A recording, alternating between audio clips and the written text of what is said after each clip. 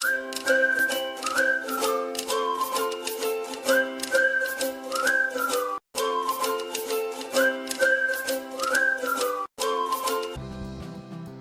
natin yan. Okay, wala na. Dumidikit. Ang first step natin, meron tayong 4 na overripe na banana dito at kailangan natin siyang imas.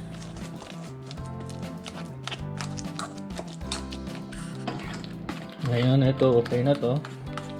Susunod natin ilalagay yung ating half cup of butter. Tapos lalagyan natin siya ng half cup din na milk.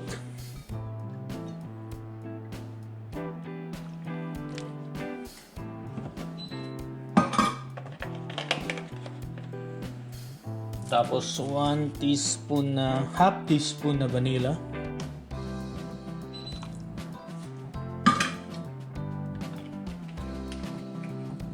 And then ilalagay na rin natin yung ating 2 itlog.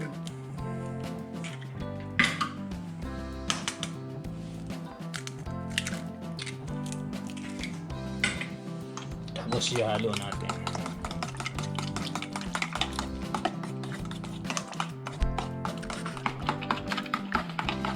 Tapos ilalagay na rin natin yung ating 1 tablespoon na mayonnaise. Mayonnaise pampadagdag moist para yung ating banana loaf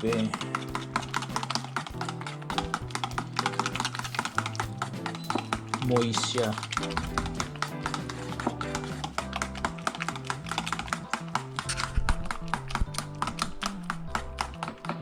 Ngayon isusunod na natin yung ating yung all-purpose natin, 2 cups.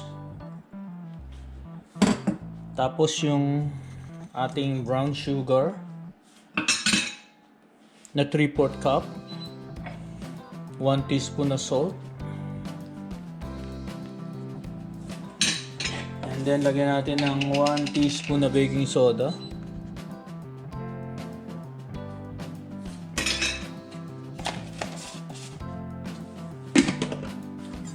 And mix natin.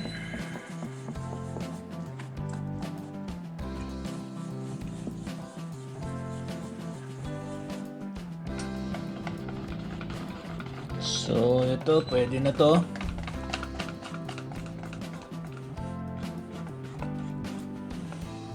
Ngayon ang susunod natin ay yung ating pan. Lagyan natin ng konting butter.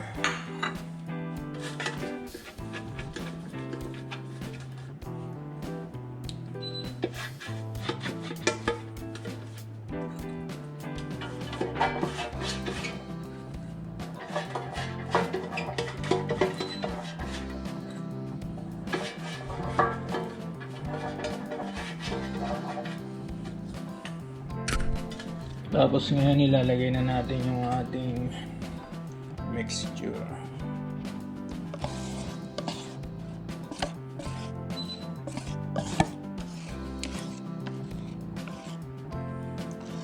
Sandali. Gagamit tayo ng spatula.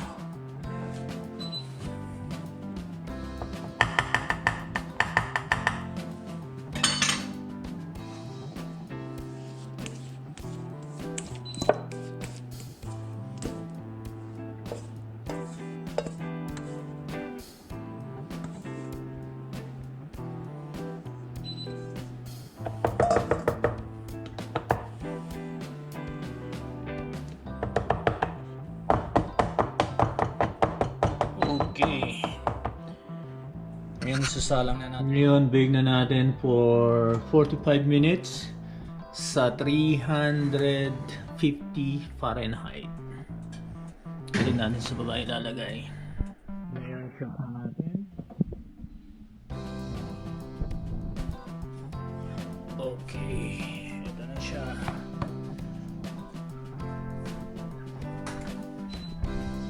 Check natin yan. Okay, wala na dumidikit. Okay, luto na siya. Palalamigin muna natin. And then, saka natin siya i-slice. Ito na yung ating banana cake.